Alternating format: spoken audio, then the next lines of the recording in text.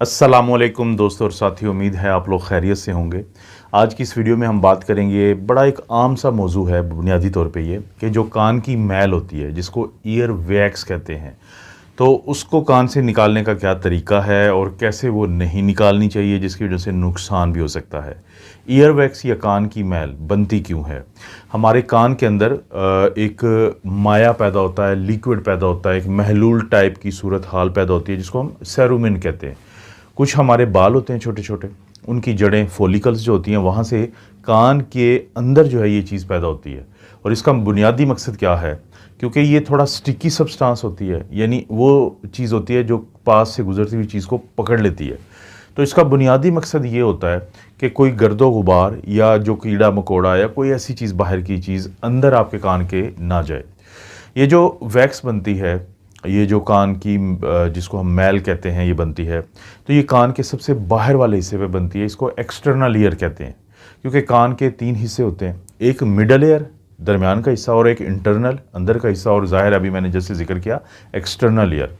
बाहर के और दरमियान के हिस्से के दरमियान कान का वो पर्दा होता है जिसकी वजह से हमें ख़तरा होता है कि अगर आप गलत तरीके से ईयर वैक्स या कान की मैल को निकालने की कोशिश करेंगे तो उसको नुकसान हो सकता है। ईयर वैक्स जो है, इसका बुनियादी मकसद मैंने आपको बता दिया, लेकिन फिर क्या होगा कि कुछ लोगों में एक तो ये ज़्यादा बनती है और दूसरा फिर वहाँ पे खुश्क होना शुरू हो जाती है और वहाँ पे इकट्ठी होना शुरू हो जाती है। क्योंकि नॉर्मली तो लोगों में सारा दिन बनती है, सारा हफ्ता बनती है, महीनों और साल बनती है और फिर ये बाहर आती रहती है।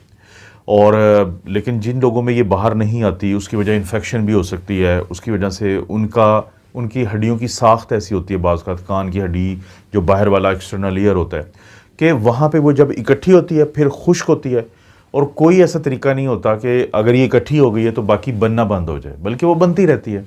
जब वो बनती रहेगी, वो खुश्क होगी, वो ड्राई होगी, तो फिर वो वहाँ पे मौजूद होकर आपके कान को, बाहर वाले कान को बंद कर देती है। अब जब बंद करती है तो कुछ फिर अलामात आप में जन्म लेती हैं, या दूसरे लफ्ज़ों में आप ये कह सकते हैं कि कैसे पता चलेगा कि आपको ईयर वैक्स है। अगर आपका कान दोनों में से कोई एक बंद रहना शुरू कर दे, उसमें दर्द रहना शुरू कर दे, ऐसे लगे कि उसके अंदर फुलनेस है, कोई चीज़ मौजूद है, उसमें ख़ारिश रहना शुरू कर दे, तो और आपको टिनाइटस एक चीज़ होती है कि जैसे घंटियों की आवाज़ आना या कान बजना, जिसको हम आम ज़ुबान में कह सकते हैं, तो ये होना शुरू हो जाए, तो इसका मतलब है कि चांसेस हैं कि आपको ईयर वैक्स बन चुकी है। तो जो ईयर वैक्स बनेगी, कान की मैल बनेगी, ये अलामात आती हैं, तो आपको कैसे पता चलेगा? देखें, बुनियादी तौर पे तो आप एक काम कर सकते हैं कि आप अगर डॉक्टर होते हैं ईएनटी के, ईयर नोज़ थ्रोट, जिसको हम उर्दू में नाक कान गला, उसके डॉक्टर कहते हैं, इस तरह की अलामात की सूरत में आप डॉक्टर के पास जाएं तो वो आपका एक ऑटोस्कोप, हम कहते हैं, ऑटो हमेशा होती है, कान को कहते हैं, स्कोप होता है देखना, कान को देखते हैं वो एक छोटे से कैमरे की मदद से, यानी उन्होंने हाथ में एक पकड़ा होता है आला, उसमें एक शीशे लगे होते हैं, तो कैमरा टाइप का होता है, तो उससे वो देखते हैं, तो उनको नज़र आता है कि जो एक्सटर्नल ईयर कैनाल है, कान का बाहर वाली जो हिस्सा है, वो खाली है, नॉर्मल है, या वहाँ पे वैक्स पड़ी है। क्योंकि ये जब वैक्स वहाँ पे रुक जाती है, जम जाती है, तो फिर ये बाहर नहीं निकलती। तो इन अलामात के बाद ये आप कर सकते हैं। दूसरा, फिर एक काम कर सकते हैं आप, ये जो वैक्स थी, ये स्टिकी थी, ये बाहर आ जाती थी, लेकिन जब ये सख्त होती है, खुश्क होती है, तो फिर ये बाहर नहीं आती। तो मार्केट से उसको हम बेसिकली सोडा ग्लिसरीन के ड्रॉप्स कहते हैं, वो मिल जाते हैं। वो दिन में आपने 4 से 5 दफ़ा डालने होते हैं, एक एक 2-2 कतरे, आपका डॉक्टर आपको वो लिख देगा। तो उसके बाद ये सॉफ्ट हो जाएगी, ये नरम हो जाएगी, और रात को सोते हुए अक्सर लोग जब कान नीचे की तरफ होता है, तो ग्रेविटी एक चीज़ है कि हर चीज़ कशिश शकल की वजह से नीचे गिरती है, तो ये वैक्स गिर जाएगी।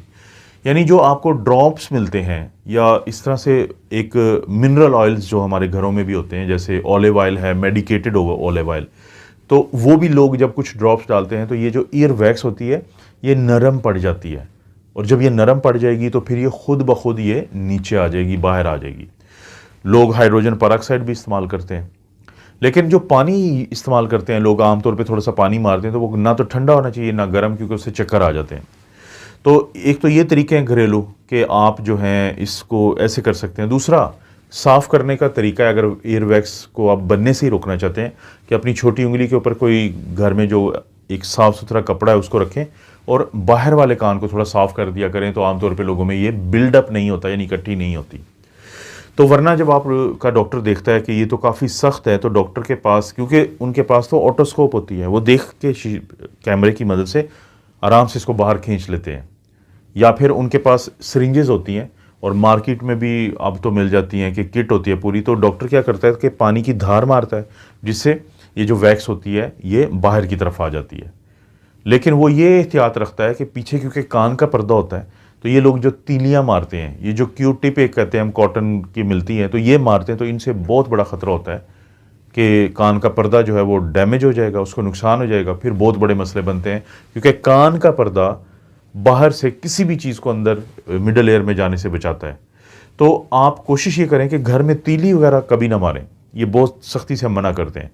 आप मिनरल ऑयल डाल सकते हैं, इसी तरह से बिल्कुल सस्ते ड्रॉप्स मिल जाते हैं सोडा ग्लिसरीन के, तो वो 2-2 कतरे अगर आप दिन में 4-5 दफ़ा डालते हैं, तो जो वो वैक्स होगी, वो जो मैल होगी कान की, वो जो जमी हुई अंदर, वो सॉफ्ट हो जाएगी और फिर खुद ब खुद निकल आएगी।